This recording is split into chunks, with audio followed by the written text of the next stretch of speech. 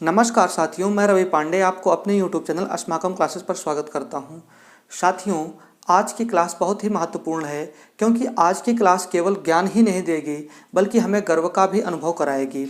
क्योंकि आज हम पढ़ने चल रहे हैं वैदिक मैथ या वैदिक गणित, जिसकी खोज हमारे भारत देश के महान ऋषियों द्वारा की गई है और हजारों साल पहले से ही हमारे देश में प्रयोग में लाई जा रही है।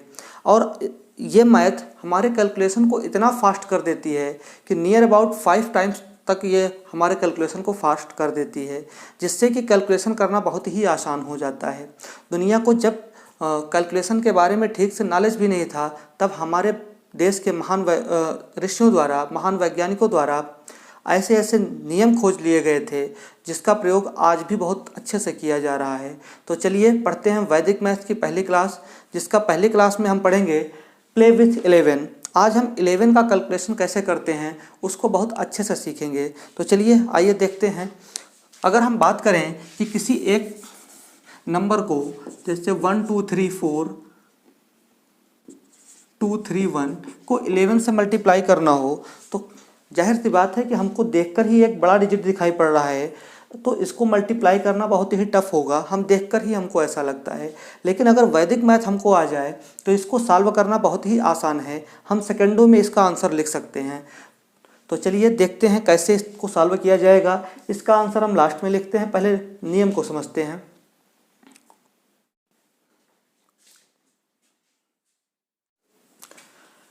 अगर हमको 231 को 11 से मल्टीप्लाई करना हो, 231 का गुणा 11 से करना हो, तो हम जनरली क्या करते आए हैं, हम यही करते आए हैं इस तरीके से इसका गुणा। लेकिन अगर हमें वैदिक मैथ आएगा तो हम इस तरीके से गुणा नहीं करेंगे बल्कि आंसर को लिखेंगे। आंसर क्या आ जाएगा, ये हमारा हो गया आंसर। जैसे कि हमको 124 को 11 से मल्टीप्लाई करना हो तो आंसर क्या लिखेंगे, हो गया हमारा आंसर। तो इस तरीके से हम अपने स्पीड को बहुत तेज़ी के साथ बढ़ा सकते हैं। ठीक है, तो चलिए समझते हैं कि ये आखिर आंसर आ कैसे रहे हैं, मल्टीप्लाई हो कैसे रहा है। ठीक है, तो चलिए पहले रूल को समझते हैं।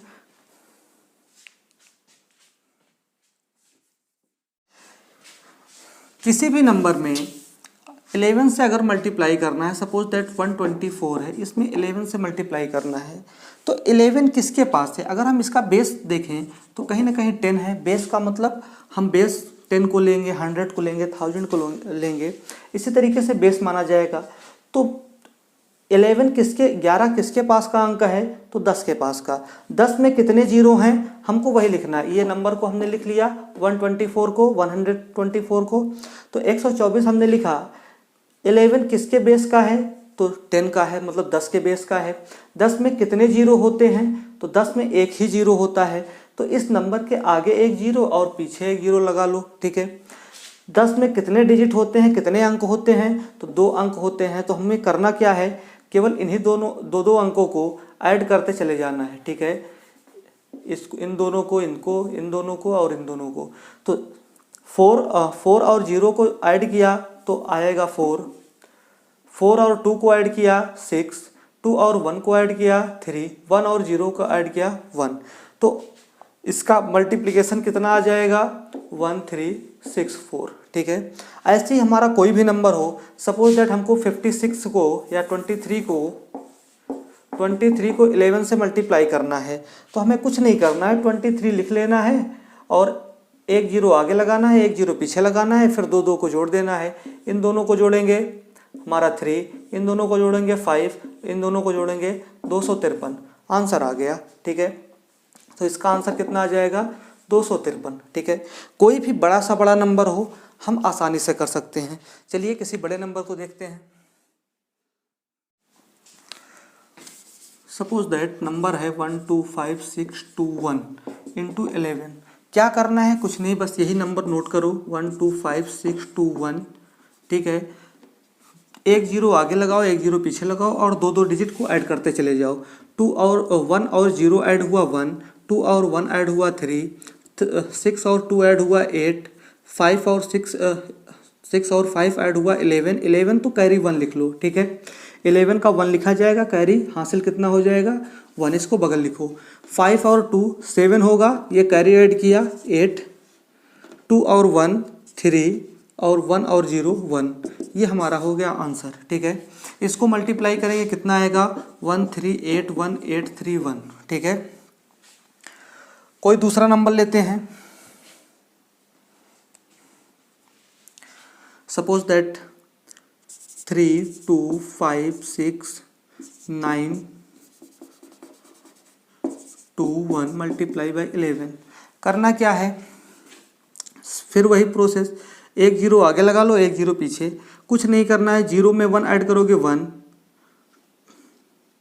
2 में 1 ऐड किया 3, 9 और 2 11, कैरी 1 आ गया। 6 और 9 कितना हो गया 15, 15 में 1 ऐड किया 16, कैरी फिर 1 आ गया। 6 और 5 11, कैरी 1 ऐड किया 12, 2 कैरी 1 आ गया। 5 और 2 7, 7 में कैरी 1 ऐड किया 8 और 3 + 2 5 और 3, ये हो गया आंसर। तो इनसे मल्टीप्लाई होकर इतना आने वाला है। ठीक है, आप इसको चेक कर सकते हैं। ऐसे ही कोई दूसरा नंबर लेते हैं 2 3 5 6 7 1 मल्टीप्लाई बाई 11।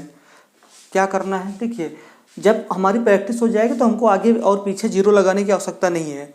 हम इसमें डायरेक्ट ये भी कर सकते हैं कि पहले वाला नंबर सबसे पहले आएगा और लास्ट वाला सब में वही नोट होना है, क्योंकि 0 और 1 ऐड करेंगे फिर भी उतना ही आएगा और 0 और 2 ऐड करेंगे तो फिर भी उतना ही आना है।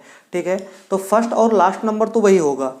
ऐड क्या करना है, लास्ट वाले को सबसे पहले लास्ट वाले को लिख लो। ठीक है, लास्ट वाला लिख लिया, फिर 7 और 1 8, 6 और 7 13, कैरी 1, 6 और 5 11, कैरी 1 ऐड किया 12, 3 5 एंड 3 8, कैरी 1 ऐड किया 9, 3 एंड 2 5 और 2 लास्ट में। ठीक है, तो ये और ये तो लास्ट और फर्स्ट और लास्ट में रहेंगे, बीच में सबको ऐड करते चले जाओ और आंसर आ जाएगा। ठीक है, जैसे कि अगर हम देखें 121 × 11, क्या करना है, ये सबसे पहले हो गया, ये लास्ट हो गया, इसमें इसको ऐड करो 3, इसमें इसको ऐड करो 3, हो गया आंसर हमारा। ठीक है, हम कोई भी क्वेश्चन ले लें 151 मल्टीप्लाई बाई 11। क्या करना है, ये 1 पहले आएगा, ये बाद में आएगा। 5 में 1 ऐड किया 6, 5 में 1 ऐड किया 6, आंसर हो गया 1661। ठीक है, या कोई और भी नंबर। कुल मिला के ये हमारे प्रैक्टिस पर डिपेंड करता है कि कितनी जल्दी से हम कर लेंगे। कोई भी नंबर हम ले सकते हैं, जैसे कि हो जाए 1 3 5 6 2 1 8 1 5 × 11 है। ठीक है, करना क्या है, 5 को नीचे नोट किया, 5 और 1 6, 1 और 8 9, 8 और 1 9, 1 और 2 3, 6 और 2 8, 6 और 5 11, कैरी 1, 5 और 3 8 8 9, कैरी ऐड हुआ 9 और 3 1 4 और 1, ये आ गया आंसर। ठीक है, तो कोई भी बड़ा सा बड़ा मल्टीप्लिकेशन हो 11 से बहुत ही ईजिली हो जाएगा। ठीक है, अब चलिए देखते हैं कि अगर ये 11 ना होकर 111 हो जाए या 1111 हो जाए तो हम क्या करेंगे।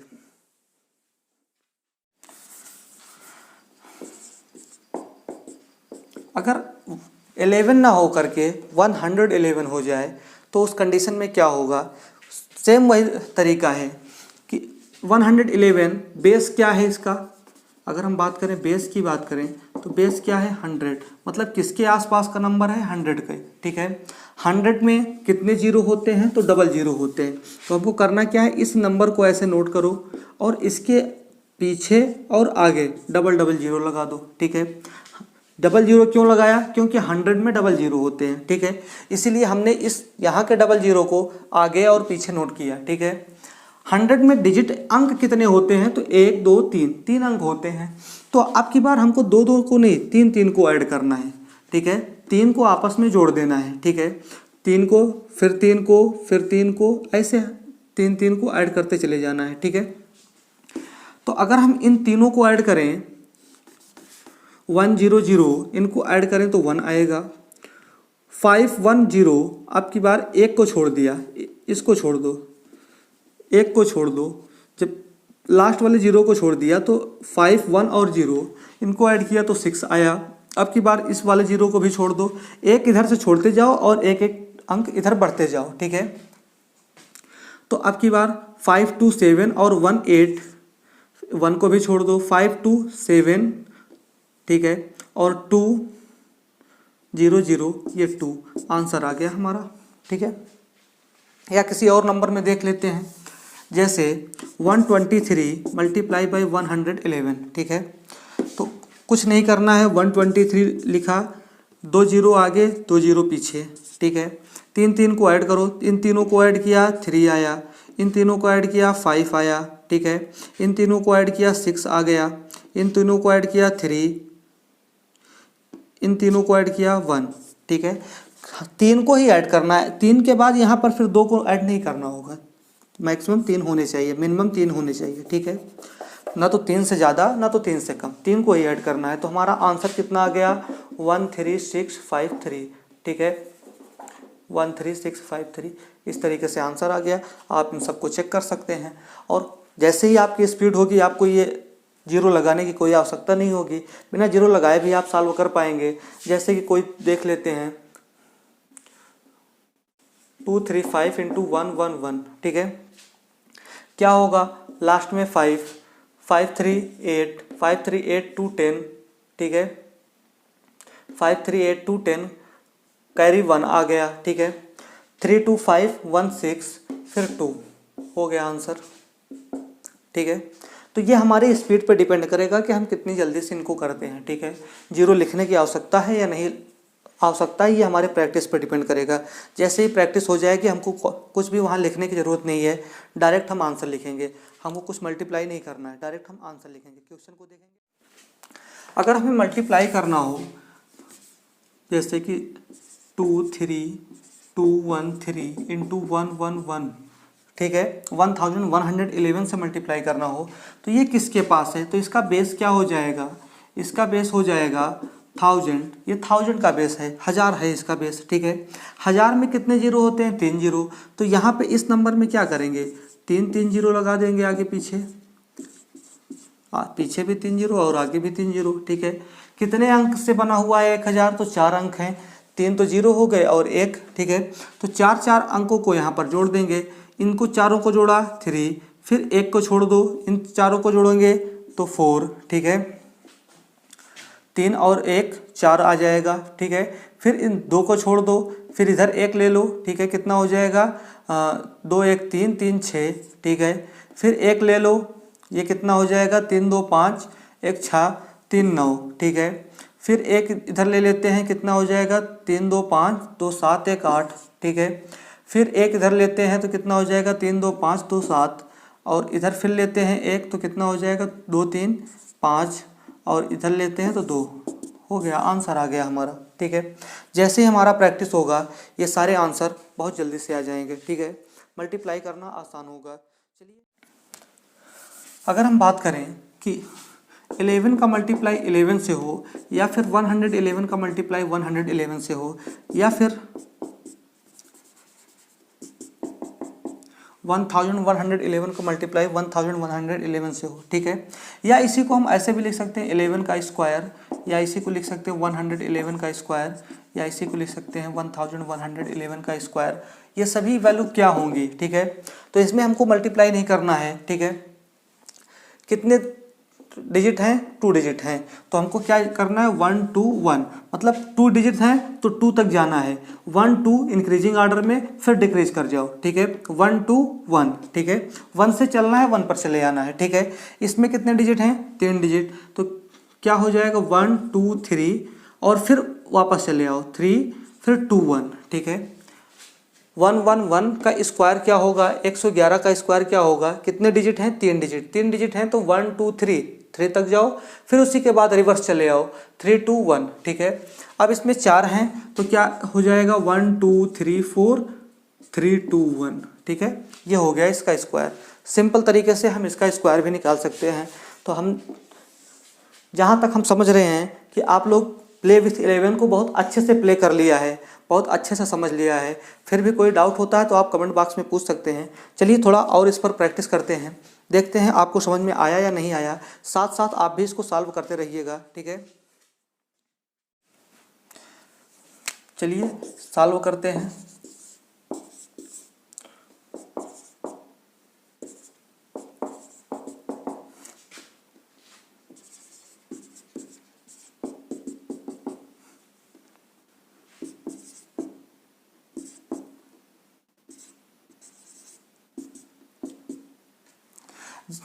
ठीक है, इन तीनों को जल्दी से आप लोग सॉल्व करके चेक कीजिए, ठीक है। और वैसे ये क्लास किसी भी पर्टिकुलर क्लास के लिए नहीं है, ये सब के लिए है, चाहे वो प्राइमरी जूनियर के बच्चे हों या फिर किसी कंपटीशन एग्जाम के बच्चे हों, तो सब के लिए ये इंपॉर्टेंट होने वाली है। जो ये कैलकुलेशन तो सभी का लिए होता है, कैलकुलेशन में ये नहीं देखा जाएगा कि आपने कैसे किया, आंसर आपका सही आना चाहिए, ठीक है। तो कैलकुलेशन को फास्ट किया जा सकता है और ये सारी विधियाँ हमारे महान ऋषियों द्वारा प्रयोग की गई हैं, ठीक है। तो ये हमारे लिए गर्व की भी बात है। तो चलिए जल्दी से इनका आंसर देखते हैं क्या हो जाएगा। ऐड करते चलते हैं, तो ये क्या हो जाएगा, 2 3 6 6 3 3 1। पहले का आंसर हो गया 1 3 3 6 6 3 2, ठीक है। इसका क्या हो जाएगा, तो इसमें क्या हो गए, 2 जीरो आगे 2 जीरो पीछे, 3 3 को जोड़ना है, तो क्या हो जाएगा 1 7 6 5 11 1 12 2 हासिल आ गई 1, ठीक है। और 6 5 11 11 3 14 14 1 15 हासिल आ गई 1, ठीक है। हासिल फिर से 1 आ गई, तो 3 2 5 5 10 1 11 हासिल 1 आ गई, ठीक है। 3 2 5 1 6, ठीक है, और 2, ये हो गया इसका आंसर, ठीक है। इसको देख लेते हैं, इसका हो जाएगा 2 2 फिर से 2 1 2 0 2, ये 1 और उसके बाद फिर 1 1 3 3 1, ये हो गया आंसर, ठीक है। तो जल्दी से इन सब के आंसर निकल आएंगे।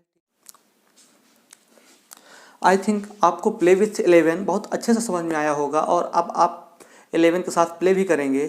तो अगर आपको ये वीडियो अच्छा लगा हो तो चैनल को सब्सक्राइब कर लीजिए, लाइक कमेंट और शेयर करना ना भूलें, ठीक है। अगर आपको अच्छा लगता है तो सभी के साथ साझा करें। सब पढ़ें सब बढ़ें, ठीक है। धन्यवाद।